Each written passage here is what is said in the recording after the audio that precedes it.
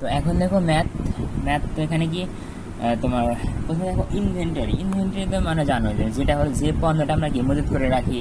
মজুত মানে কি জমা করে রাখা, যে পণ্যটা তুমি জমা করে রাখো বা মজুত করে রাখো সেই পণ্যটাকে বলতেছে ইনভেন্টরি। মানে ইনভেন্টরি কিছু না, ধরো এই যে তুমি টি শার্টের ব্যবসা করো, এখন তোমার একটা দোকান আছে খুলনা, তুমি মালামাল আনো ঢাকা থেকে।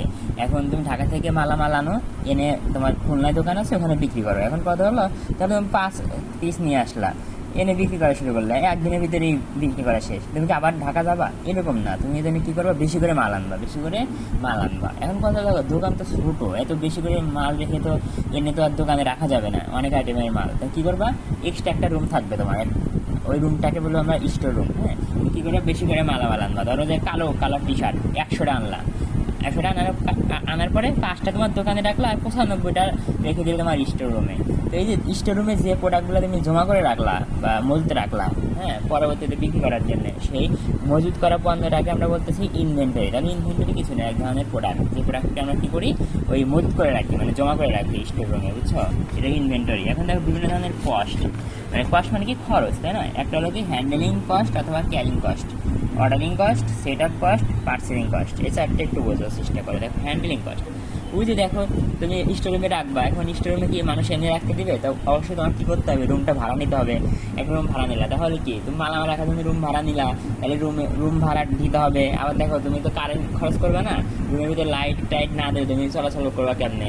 তার মানে দেখো ওই রুমের পিছনে যে খরচটা করলা তুমি, অর্থাৎ অর্থাৎ রুমের পিছনে খরচ মানে কি, তুমি যে রুমের ভিতরে কী করছো বলো তো? রুমের ভিতরে তো প্রোডাক্টকে মজুত করে রাখছো, তার মানে একটা মানে প্রোডাক্টে মজুত করে রাখার জন্যে, প্রোডাক্টে মজুত করে রাখার জন্যে যে খরচটা হয়, মানে লাইটের খরচ, তারপরে রুম ভাড়া, এই খরচগুলোকে আমরা বলতেছি হ্যান্ডেলিং কস্ট বা ক্যারিং কস্ট, একই জিনিস। তার মানে ওই তোমার এটা হলো কি, যে ওই যে প্রোডাক্টকে মজুত করে রাখার জন্য যে খরচটা হয়।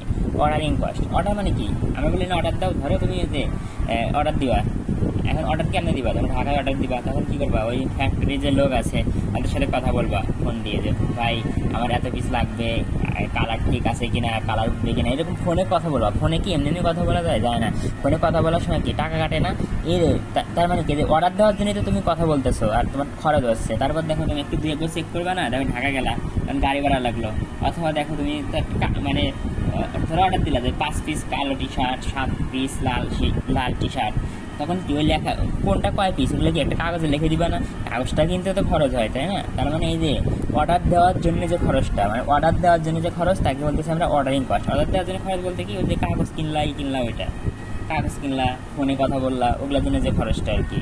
সেট আপ মানে কি, দেখো সেট আপ বলতে কি, তুমি ধরো মেশিনে প্রোডাকশন করবা, মেশিনে কি করবা, বিভিন্ন টি শার্ট তৈরি করবা। এখন কথা হলো একদিনই তো হাজার হাজার টি শার্ট তৈরি করতে পারবা না, তাই না? একদিনে কিন্তু হাজার হাজার টি শার্ট তৈরি করতে পারবা না, তোমাকে অল্প অল্প করে। যেমন ধরো আজকে 8 ঘন্টা মেশিনটা চালালা, পরের দিন আবার 8 ঘন্টা চালালা। তার মানে কি, এই যে এখন যে কথা হলো দেখো 8 ঘন্টা চালাইছো, চালার পরে আবার 8 ঘন্টা চালাবা, তাই না? তো প্রথমবার চালানোর পর দ্বিতীয়বার যখন চালাবা, দ্বিতীয়বার চালানোর জন্য অবশ্যই আগে কি মেশিনটা ক্লিন করতে হবে। মেশিনটাকে ক্লিন মানে ধুলাবালি থাকলে ওগুলো পরিষ্কার করতে হবে, দিয়ে একটা পার্ট যদি ভেঙে যায় ওগুলো চেঞ্জ করতে হবে। তার মানে আমি বুঝলাম প্রোডাকশন শুরুর আগে, এই প্রোডাকশন শুরুর আগে যে খরচটা হয় তাকে বলে আমরা সেট আপ কস্ট। অর্থাৎ ওই যে তোমার যে মেশিনের ধুলাবালি তুমি দূর করবে শ্রমিকদের দ্বারা, তাহলে তো শ্রমিকদের টাকা দিতে হবে। তার মানে এটা বুঝালাম যে প্রোডাকশন শুরু করার আগে তোমার যে খরচটা হয় সেটা হলো আমার সেট আপ খরচ। পার্সেলিং মানে কি, ক্রয় করার জন্য যে খরচ। একটা প্রোডাক্টের দাম 10 টাকা ধরো, তাহলে এই যে ক্রয় করতে তোমাকে 10 টাকা দিতে হবে। তার মানে এই যে ওই কেনার জন্য যে টাকাটা তোমাকে ব্যয় করতে হবে ওটা হলো তোমার পার্সেলিং কস্ট, বুঝছো? এখন ডিমান্ড মানে কি, ডিমান্ড মানে চাহিদা। এখন দেখো ধরো মানে এখানে সব 1 বছর হিসাব করা হয়। তো এখন কথা হলো ধরো তুমি এক বছর হিসাব করবা, ধরো টি শার্টের ব্যবসা তোমার, তাহলে তো তুমি তো একদিনই তো দেখো, তুমি চাইলে কিন্তু একদিনে অনেক 2-3 ট্রাক মালামাল আনতে পারো, কিন্তু এনে রাখবা কোথায়, স্টোর রুমে। আর বেশি মালামাল রাখতে গেলে কি হবে বলো তো, অনেক বড় রুম লাগবে, আর অনেক বড় রুম মানে কি অনেক জায়গা বেশি লাগবে। তখন বড় রুম নিতে গেলে কি তোমার ভাড়া বেশি দিতে হবে, তার মানে কিন্তু খরচ বেড়ে যাচ্ছে। তার মানে তুমি চাইলে কিন্তু 5-10 ট্রাক একসাথে আনতে পারবে না। তার মানে তোমাকে কি করতে হবে, অল্প অল্প করে আনতে হবে। ডিমান্ডটা কি আগে বোঝো, ডিমান্ড মানে তুমি 1 বছরে যতটুকু প্রোডাক্ট বিক্রি করতে চাচ্ছ ওটা তোমার ডিমান্ড, মানে চাহিদা আর কি। তাহলে তুমি চাচ্ছ 2000 পিস বিক্রি করবা, তাহলে এটা তোমার ডিমান্ড আর কি। অথবা তুমি বিক্রি করছো ধরো করছো আর কি, এত পিস বিক্রি করছো, তাহলে ওটা তোমার কি ডিমান্ড আর কি, মানে তুমি কত পিস বিক্রি করতে চাচ্ছ ওটাই ডিমান্ড, মানে তোমার টার্গেটটা আর কি। তো এখানে দেখো সবগুলো এক লাইনে লেখা আছে কোনটা কি কস্ট। এখন ম্যাচ করা লাগবে। দেখো ম্যাচ করার জন্য তোমার কি 3 ধরনের ম্যাচ আছে, ইও কিউ, ইপি কিউ আর হলো ডিসকাউন্টের ম্যাচ। তো ওর প্রথমে কি করবো, ইও কিউ। ইও কিউ মানে কি ইকোনমিক অর্ডার কোয়ান্টিটি, ওইখানে কি সবচেয়ে ভালো অর্ডার কোয়ান্টিটি। এখন কথা তার মানে কি তুমি অর্ডার দিবা, কি দিবে অর্ডার দিবা। আচ্ছা তোমাদের নিজের ফ্যাক্টরি থাকে, তোমার কি অর্ডার দিতে হবে না। তোমাকে অর্ডার কখন দিতে হবে, যখন ধরো তুমি তোমার তো নিজের ফ্যাক্টরি নেই, তুমি একটা সামান্য দোকানদার, তুমি এখন কি করবা, ধরো যে টি শার্টের ব্যবসা করো, তাহলে কি ঢাকা থেকে অর্ডার দিবা না, ঢাকা একটা ফ্যাক্টরি থেকে তুমি অর্ডার দিবা, এটা অর্ডার কোয়ান্টিটি। হ্যাঁ তুমি কি অর্ডার দিবা আর কি, তার মানে এখানে কিন্তু তোমার কোনো ফ্যাক্টরি থাকবে না, তুমি কি করবা মানে অন্যের কাছ থেকে অর্ডার দিবা, দিয়ে নিয়ে আসবা। এখন কিউ মানে কি বলো, quantity of product per order.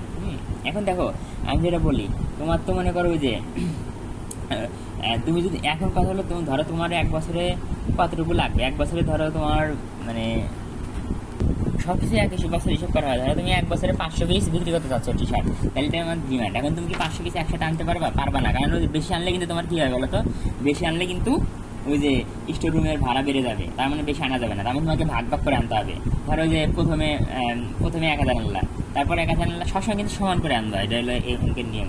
তাহলে তুমি 5 বার আনো, কি আনো মানে 5 বার অর্ডার দিলা, মানে 5 বার যদি আনো তাহলে কি 5 বার আনা মানে কি 5000 ভাগ 5, তার মানে 1000, তার মানে প্রথমে 1000 আনবা, ওইগুলো এখানে নিয়ম হলো শেষ হওয়ার পর কিন্তু আবার অর্ডার দিতে হবে।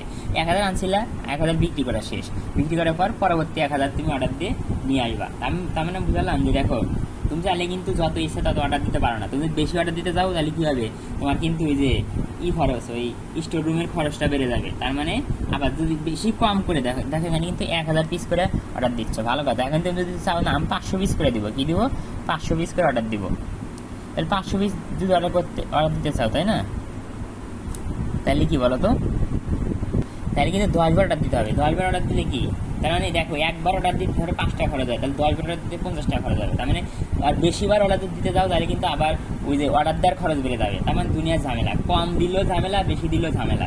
বেশি যদি মানে বেশি যদি অর্ডার দাও তাহলে স্টোর রুমের খরচ বেড়ে যাবে, আর কম যদি অর্ডার দাও তাহলে তোমার কি হবে, ওই কম যদি অর্ডার দাও তাহলে কি বারবার অর্ডার দিতে হবে, তার মানে কি অর্ডারিং কস্ট মানে অর্ডারিং খরচ বেড়ে যাবে। তার মানে বেশি দিতে পারতেছি না, কম দিতে পারতেছি না, তার মানে এমন একটা।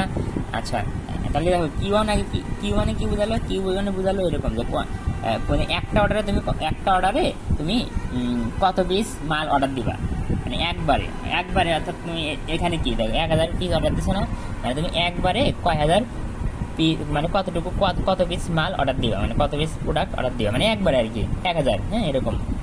আচ্ছা মানে পার অর্ডার, মানে একটা অর্ডারে তুমি কত পিস অর্ডার দিবা আর কি, তুমি কিন্তু 5000 একসাথে দিবা না, ভাগ ভাগ করে দিবা, বুঝছো। তাহলে একবারে তুমি কত পিস অর্ডার দিবা, ওটা হলো কিউ। আর কিউ নট একটা হলো কি কিউ নট মানে কি বলো তো, কিউ নট হলো এই যে অপটিমাল মানে কি সবচেয়ে ভালো, অপটিমাল অর্ডার কোয়ান্টিটি, মানে কি তুমি বেশিও দিবে না কমও দিবে না, কি পরিমাণ দিলে তোমার খরচ সবচেয়ে কম হবে, মানে স্টোর রুমের খরচও কম হবে, আবার ওই যে মানে অর্ডার দেওয়ার খরচও কম হবে। তার মানে কিউ নট দ্বারা বোঝায় যে তুমি কত পিস অর্ডার দিলে তোমার খরচ সবচেয়ে কম হবে। আমরা চাই যে খরচ সবচেয়ে কম হোক, খরচ সবচেয়ে কম মানে কি লাভ সবচেয়ে বেশি। তার মানে দেখো কিউ মানে যে তুমি একটা অর্ডারে কত পিস মাল অর্ডার দিবা আর কি, আর কিউ নট মানে যে অপটিমাল, অর্থাৎ তুমি কতটুকু কয় পিস মাল অর্ডার দিলে তোমার সবচেয়ে বেশি মানে সবচেয়ে কম খরচ হবে, অর্থাৎ সবচেয়ে বেশি লাভ হবে। লাভ বাদ দাও, সবচেয়ে কম খরচ হবে কত পিস অর্ডার দিলে, এটা আর কি, বুঝছো। এটা আমাদের বের করতে হবে। এই দেখো টোটাল খরচ, মানে টোটাল খরচ বলতে যে ক্যারিং কস্ট, অর্ডারিং কস্ট, মানে সব কস্ট যোগ করে আমরা টোটাল কস্ট পাই, বুঝলে নি। তার মানে কস্ট কমাতে হবে। তার মানে কিউ নট মানে কি, তুমি কত পিস মাল অর্ডার দিলে তোমার লাভ সবচেয়ে বেশি হবে। আচ্ছা পরের ভিডিওতে যাই।